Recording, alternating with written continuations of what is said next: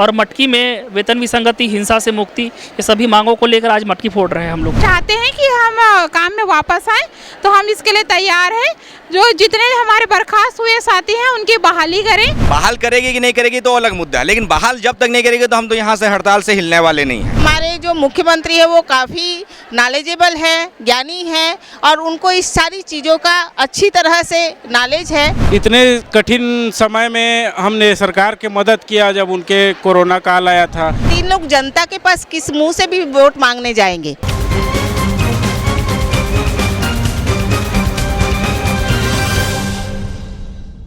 नमस्कार, मैं सारका काछी आप सबका स्वागत करती हूँ एडिटर जे न्यूज़ में।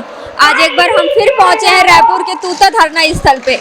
यहाँ स्वास्थ्य कर्मचारी पिछले 21 अगस्त से धरना पे बैठे हुए हैं और आज जन्माष्टमी का अवसर है और इस अवसर पर इन्होंने कोरोना भत्ता, वेतन विसंगति इस मामले में और इनके प्रदर्शन के मामले में चलिए इनसे जानते हैं इनका आगे का क्या एक्शन है।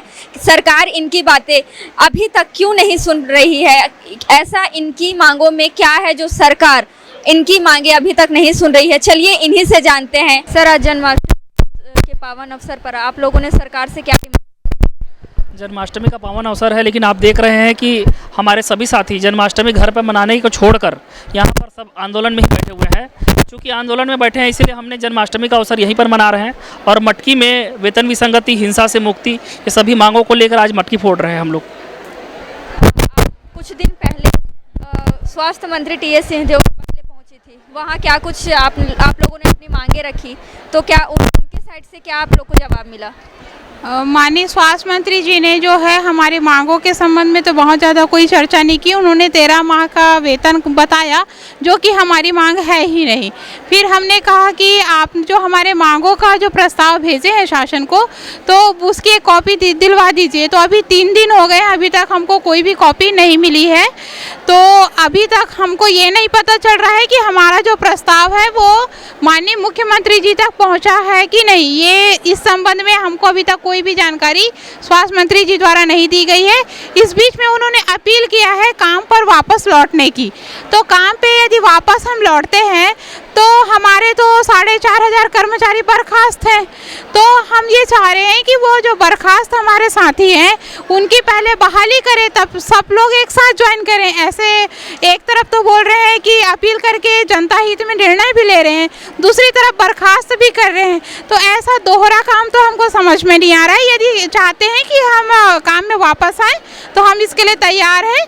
जो जितने हमारे बर्खास्त हुए साथी हैं उनकी बहाली करें और जो वेतन का जो स्वीकृति है हमारे जो आंदोलन अवधि का, वो स्वीकृत करने की कृपा करें। आज शाम को हमसे मिलने वाले थे, लेकिन शायद यहाँ पर रायपुर में नहीं है, इसलिए हमको पता चला है कि आज नहीं मिल पाएंगे। तो आपको क्या लगता है कि ये जो आप लोग की मांगे हैं ये स्वास्थ्य मंत्री के पास तो पहुँच रही है, तो क्या मुख्यमंत्री के पास क्यों नहीं पहुँच पा रही है? इसका कारण क्या हो सकता है?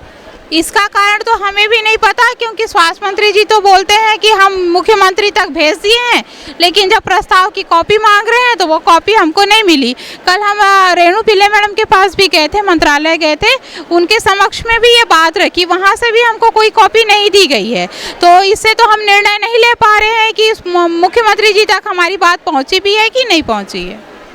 तो आप मेरे को बताएंगे, अभी तक आपके 4,500 से ज़्यादा कर्मचारी लोग बर्खास्त हो चुके हैं, तो उसके बारे में क्या कहेंगे आप? देखिए, हम तो यहाँ हमने अनिश्चितकालीन हड़ताल किए हैं और हमारी मांग जो जायज़ मांग है उसके लिए, लेकिन सरकार जो घोषणा पत्र में घोषणा की थी जो हमको देना चाहिए वो न दे के अभी तक हमारे 4,500 कर्मचारियों को बर्खास्त निलंबित कर चुकी है और सरकार रिक्वेस्ट कर रही है कि हमसे प्रार्थना करे कि वापस जाएं। तो हमारे 4,500 कर्मचारी जो बर्खास्त हो चुके हैं उनको हम क्या पहले उनको बहाली करें, हमारे जो मांग है उस पर चर्चा करें, फिर हम सोचेंगे। अभी तो जब तक हमारे 4,500 कर्मचारी जो बर्खास्त निलंबन हुए जब तक उनको बहाली नहीं करेंगे उसके पहले हम यह मैदान छोड़ ही नहीं सकते यहाँ का। तो आपको लग रहा है कि जो बर्खास्त हुए कर्मचारी है सरकार उनको बहाल करेगी या नहीं? देखो, बहाल करेगी कि नहीं करेगी तो अलग मुद्दा है, लेकिन बहाल जब तक नहीं करेगी तो हम तो यहाँ से हड़ताल से हिलने वाले नहीं हैं। बहाल करने के साथ साथ हमारी मांगों पे भी उनको चर्चा करनी पड़ेगी और जब तक चर्चा नहीं होगी, बहाल नहीं होगा, हम यहाँ से जाने वाले नहीं हैं कोई भी कर्मचारी। सरकार का ऐसे देखने में तो लग रहा है कि वो अनदेखा कर रही है, लेकिन हमको पूरा विश्वास है कि माननीय भूपेश बघेल जी एक संवेदनशील हमारे माननीय मुख्यमंत्री जी हैं, और उनको अगर छत्तीसगढ़ में अपनी अगली सत्ता और लानी है तो उन्होंने छत्तीसगढ़ की जनता और स्वास्थ्य विभाग के हेल्थ फेडरेशन के अधिकारी कर्मचारियों की बातों को मानना पड़ेगा। क्योंकि आज उन्होंने जो बर्खास्तगी FIR और निलंबन की जो तलवार चलाई है, उससे पूरे स्वास्थ्य विभाग के डॉक्टर, नर्सेस और ग्रामीण स्वास्थ्य संयोजक नाराज बैठे हैं, और उनका फर्ज बनता है कि वो अपने जो है फरिश्ते, जो उनके स्वास्थ्य के जो अमला हैं, जिन्होंने कोरोना काल में अपनी अथक सेवाएं दी थी, उनको केंद्र में पुरस्कार दिलवाया था, उनकी मांगों को पूरा करके उनको मनाना पड़ेगा। अभी आचार संहिता लगने में तो कम से कम 4 अक्टूबर या 10 अक्टूबर के समय तक के लगेगी, तो उस तक के ये है कि हम तो जाएंगे नहीं। और गवर्नमेंट भी यदि आचार संहिता लग जाती है तो नया रिक्रूटमेंट तो वो कर नहीं पाएगी, और इस स्थिति में 44,000 लोगों के बिना 2-3 महीने खींचना किसी भी, और इन लोग जनता के पास किस मुंह से भी वोट मांगने जाएंगे, वो वोट मांगने जाएंगे तो वो उनको भी तो स्वास्थ्य व्यवस्था अच्छी दिखानी होगी। तो हमारा तो पूर्ण विश्वास है कि हमारे जो मुख्यमंत्री है वो काफ़ी नॉलेजेबल है, ज्ञानी है, और उनको इस सारी चीज़ों का अच्छी तरह से नॉलेज है कि हम कैसे पब्लिक के सामने जाएंगे यदि हमारी 44,000 जो स्वास्थ्य कर्मी है वो निलंबित और बर्खास्तगी के मोड़ पे हैं। सरकार ही जानेगा कि हम तो स्वास्थ्य कर्मचारी हैं, सभी डॉक्टर्स हैं, सभी नर्सेस हैं, सभी स्वास्थ्य संयोजक हैं। आज हमारे आंदोलन को 18 दिन हो गया। सरकार हमारे ऊपर कार्रवाई किया है, बर्खास्ती किया है, और हमारे मांग पे ऊपर विचार नहीं कर रहा है, और उल्टा स्वास्थ्य मंत्री बोलते हैं कि आप लोग ज्वाइनिंग ले। तो हमारे जो साथी बर्खास्त हैं उनको भला कौन सा प्रशासनिक अधिकारी कैसे ज्वाइनिंग कराएगा, कैसे ज्वाइनिंग लेगा? सरकार को इसमें पहल करना चाहिए। और उनके राज्य के हम कर्मचारी हैं, हमारे सारे डॉक्टर्स हैं, नर्सेस हैं। अभी इतने कठिन समय में हमने सरकार की मदद किया जब उनके कोरोना काल आया था, उसको भी ध्यान में रखना चाहिए सरकार को कि हमारे सारे लोग आज बैठे हुए हैं हड़ताल पे। मुखिया तो वही है, संज्ञान तो उसी को लेना चाहिए। हमारे पदाधिकारियों को बुलाना चाहिए, उनके साथ चर्चा करना चाहिए, और हमारे जो मांग है उस पर अहम पहल करना चाहिए, ताकि हम भी चाह रहे हैं कि काम पे लौटे, लेकिन हमारे कुछ साथी लोग हैं जिसको बर्खास्त कर दिया। 5,000 से अधिक लोगों को सरकार ने बर्खास्त किया है, हम उनके बिना कैसे लौट सकते हैं? तो जैसे कि आप बोल रहे हैं कि अभी तक आपके हजारों साथी लोग बर्खास्त हो चुके हैं, अगर सरकार उनको बहाल भी कर देती है और आपको ज्वाइनिंग के लिए बोलती है, तो क्या आप अपनी मांगों को पूरा करे बिना ही ज्वाइनिंग कर लेंगे?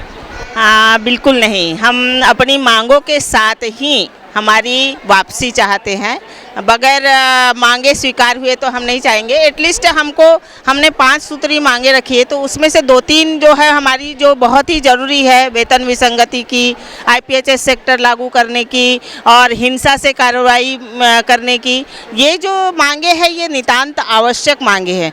तो इनको लिए बगैर हम जो है वापसी नहीं करेंगे, और 100% हमारे साथियों की बर्खास्तगी, निलंबित जो हुआ है वह वापस होगा, तभी हम जो है ज्वाइन करेंगे। निश्चित ही आशा है हमारे मुख्यमंत्री से कि वे हमसे संवाद कायम करें और ये सारी चीज़ों को वो सुधारें।